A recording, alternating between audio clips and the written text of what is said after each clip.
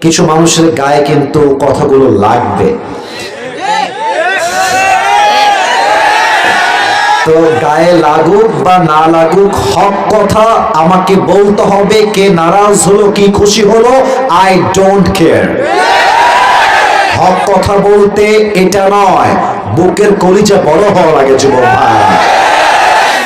এক নাম্বার কথা, 5 আগস্টের পূর্বে দেশটা ছিল স্বৈরাচারদের হাতে।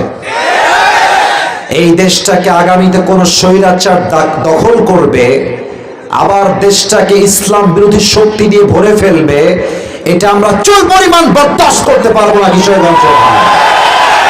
2 নাম্বার কথা আমি স্পষ্ট ভাষায় বলতে চাই, আপনারা আমার একটা অভিনয় দেখবেন, দেখেন তো অভিনয়টা বাস্তবতার সঙ্গে মিলে কিনা। একজন ওয়াইজ তাফসীর মাহফিলে বসে ওয়াজ করছেন, আল্লাহ রাব্বুল আলামিন বলেন, আর ডান দিক থেকে একটা পাতি নেতা এসে, কথা ভুল বললাম না ঠিক বললাম?